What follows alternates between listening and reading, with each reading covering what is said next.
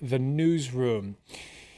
It is time for the France 24 debate. The question we're asking at the hour at which we broadcast is there a clear winner, or is Italy back to being ungovernable? In the first general election since the 2011 fall of Silvio Berlusconi, it's clear the center-left has blown a big early lead in the polls. Early returns enough to erase a healthy rally on Europe's financial markets earlier. Investors failing to see the funny side of comedian Beppe Grillo's strong show. Those European markets had been cheering for technocratic outgoing Premier Mario Monti. He's come in a distant fourth. Did voters reject austerity or the concept of a technocrat endorsed from abroad? What's the knock-on effect of political uncertainty in the Eurozone's third largest economy, a country still mired in debt and recession? Today in the France 24 debate, we're looking at Italy's election and its uncertain outcome with Francesco Saracino, senior economist with the French Economic Observatory, the OFCE. Welcome back, sir. Welcome back as well to Carlo Invernizzi. He teaches at the French Political Science Institute, Sciences Po. We are joined from Milan by Alberto Celani, supporter of the Northern League, contributor to the France 24 Observer's website, the France 24 debate, where you can always join the conversation on Facebook and Twitter, our hashtag F24debate. Before we go to our panel, let's go to Rome and the headquarters of the Democratic Party as a candidate, the leader of the center-left coalition, Pierluigi Bersani, and join France 24's Armin Georgian, who is there.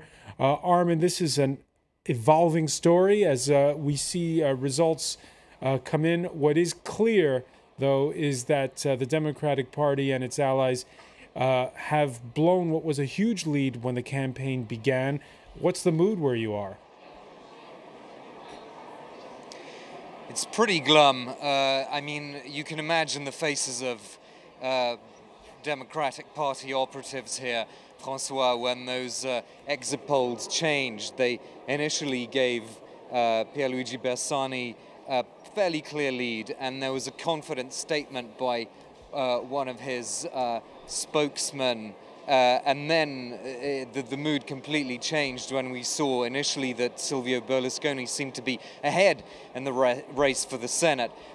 It's changed hands again, actually, because we're now getting through an aggregate of polls that Bersani is slightly ahead in the Senate. That's, of course, very important. What happens in the Senate, because it's the key to forming a coalition, or not, as the case may be.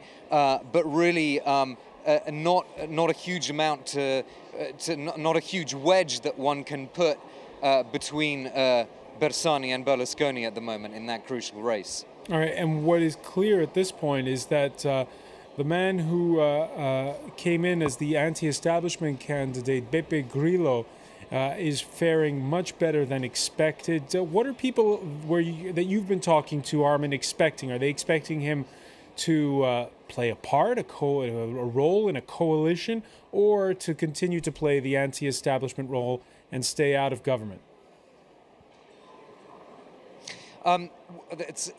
Just to give you a quick snapshot first of the situation in the polls, he's actually less than, at the moment, around 1% different from Berlusconi. There's only a gap of 1% in the Senate projection so far. So that just gives you an idea of how well Beppe Grillo has done. Predictably, he did well in Sicily. He outperformed the Democratic Party. Now, in terms of what could he do next, I was just speaking to a Democratic Party advisor who said that she expected him to slightly change tack, even though he himself didn't actually run for a seat. What she pointed out was that in the regional election, remember that Italians are also electing regional assemblies today. In Sicily, the Five Star Movement worked with the PD, the Democratic Party.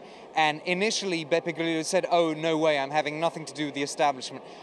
when he realized that things were actually going quite well on a regional level in that election in Sicily, he sort of seemed to backtrack a little bit and said, well, perhaps, we can do some sort of deal. Now, of course, it remains to be seen, and it's a huge question whether nationally that is something that's going to play out the same way. He could really countenance or not.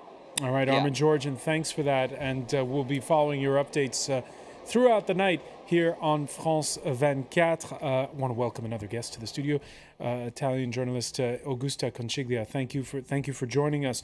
We're talking about Beppe Grillo, a satirist and comedian who, by the way, shot to fame in the late 1980s as host of the San Remo Music Festival on television. Grillo, who during the campaign shunned television, instead getting his message across over the internet and at mass rallies. On Sunday when he voted, Grillo still touting his anti-establishment message when he went to cast his ballot in Genoa on Sunday.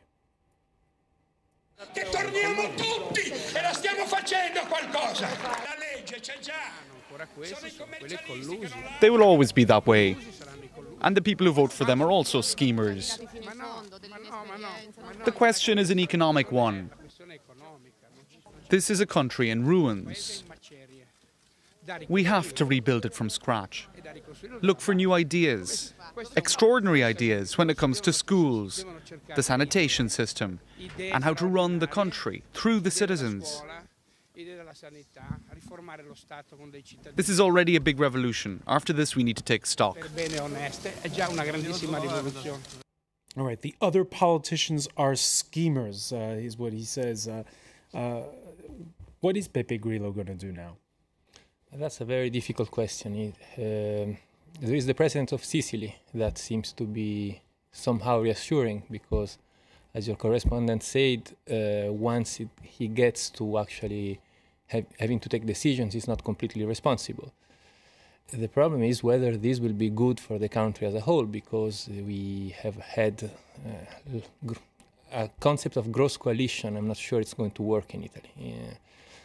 There seemed to be, for once, a chance of having a government with a clear platform and more or less coherent, and then could do well or bad. That was to be seen, but at least something homogeneous that could take decisions. And the idea of having a coalition going from the far left to Beppe Grillo, or even putting inside Monti, somebody has been saying, is terrifying, because this will mean paralysis. No major decisions will be taken. And this leads me to think that maybe Beppe Grillo will not do it, because that would be the end of his career.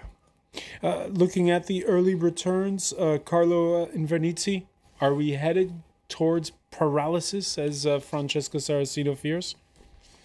Well, I don't know. It's very difficult at this moment to make any predictions because the results keep coming in and they keep changing. What seems to me an interesting thing that is revealed by these results as they keep coming in is a broader tendency that I think might be interesting to discuss, which concerns a transformation in the Italian political spectrum, which is also indicative of a broader transformation, I think, also in Europe, which is that the left-right axis seems to have given way to another line of opposition, which is the opposition between, on one hand, technocracy, and on the other hand, populism. And these two things are what struggle to gain power in Italy at the moment, but also have a complicated relationship between them. So it seems to me that is the interesting tendency which at this point we can discuss, rather than what's going to happen, because it's difficult to know. All right, yeah, so a choice between, as you say, technocracy or populism.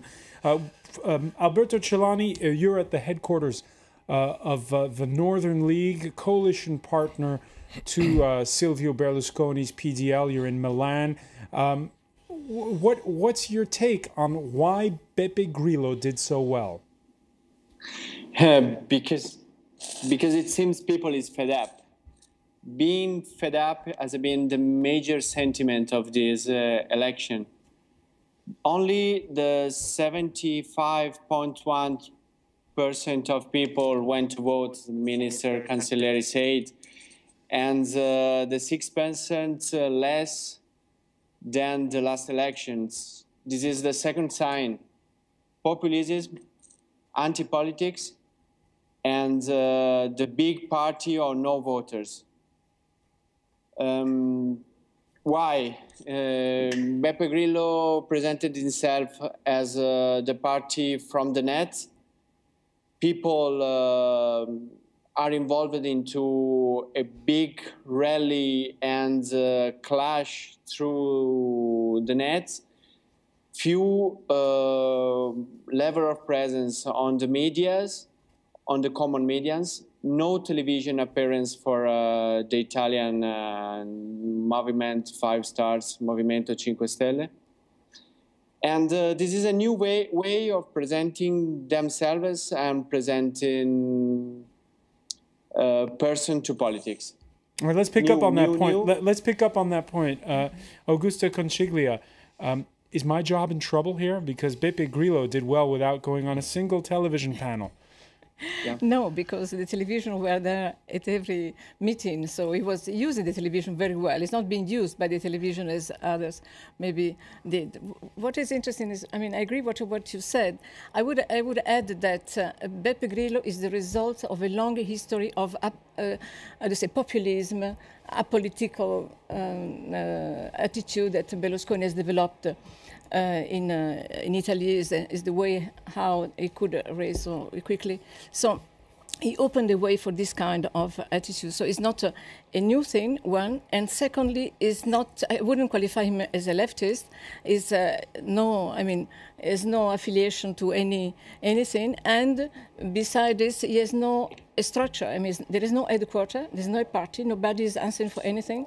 I mean, these people that are now senators or MPs of his movement have been chosen by himself personally, so no sign of democracy. Is a sort of direct people's participation, but in reality is his own strategy which has been implemented. His own strategy. Was his candidacy good news for Italian politics? Since he brings lots of young people. People complain that all the guys running are old.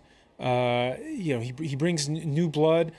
Even Mario Monti, who they cast as this guy full of integrity, he had a banking scandal on his watch. Here you have new people coming into the system and communicating in a new way. Yeah, I wouldn't qualify them as young people necessarily. There's all sorts of people that are discontent with the system, of course. There are many reasons for it. So he had a special, moment of history where he could fit into this general discontent and discredit of the politician in Italy. But it's not much a generational issue there. It's more a political attitude towards the system. Carlo Invernizzi, what's going to happen to all his voters and to the fact that, he's going to have a lot of seats. So what's going to happen now? He's going to become a boring political party like everybody else? Well, that's actually quite interesting. And I fully agree with you that the possibility of somebody like Grillo was opened up by Berlusconi. Also in another sense that on one hand, he is presented as this populist, direct democracy, embodying directly the people. But if you read his program and the kinds of things he does, actually his agenda is very pragmatic, technical. He keeps saying, I'm not left or right. I want to address specific issues on their own merits.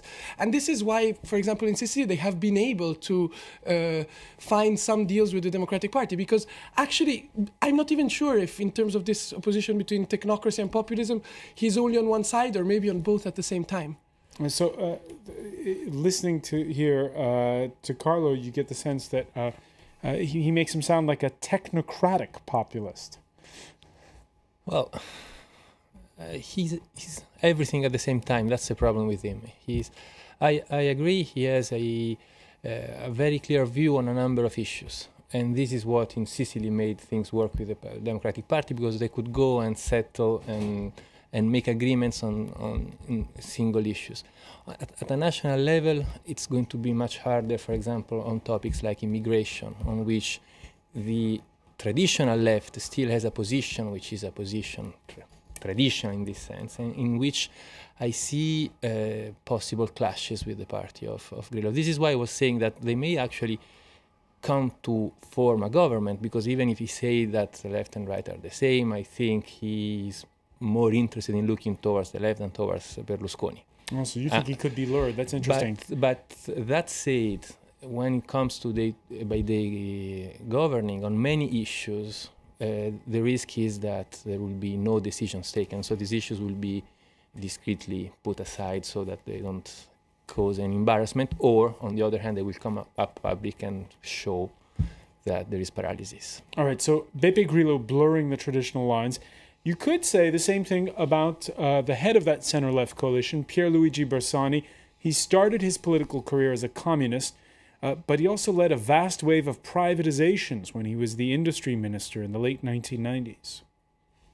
I understand that people find it strange on the left. Our tradition is both social and liberal.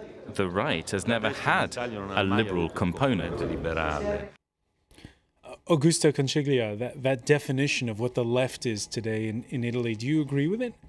The Italian left is, the left, we say the central left, social democratic parties as the Democratic Party is very similar to the French one, Socialist Party, or to the average of the Social Democratic Party in Europe. It's nothing new that they've opened up to the market economy. Since a long time, they've, the communist history is far away, and Italy was the first communist party actually to leave behind the loyalty to the Soviet Union, etc. So it's the first one opening to Europe, to the European sort of socialism, etc. So it's not new, and they're very pragmatic too. Actually, the market were clapping when the first indication of a possible victory of the Democratic Party. The market were applauding it. Quite happy with it. So it shows that they are also a serious manager, possibly,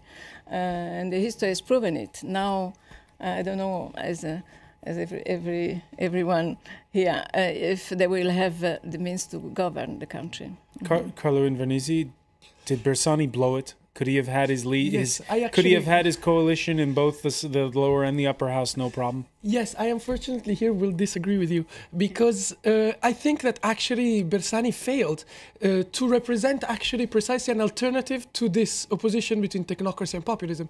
He had no political project which was alternative to the political project which Monti has been proposing and which Europe imposes.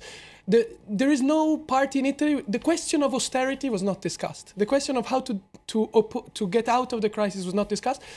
The only real political party in Italy, the party that's not just one person, but actually is a party, is the Democratic Party, didn't embody a political alternative. All right, failed to take off. When we come back, we're going to look at what Italy's election means for the rest of Europe. Stay with us. You're watching the France 24 debate.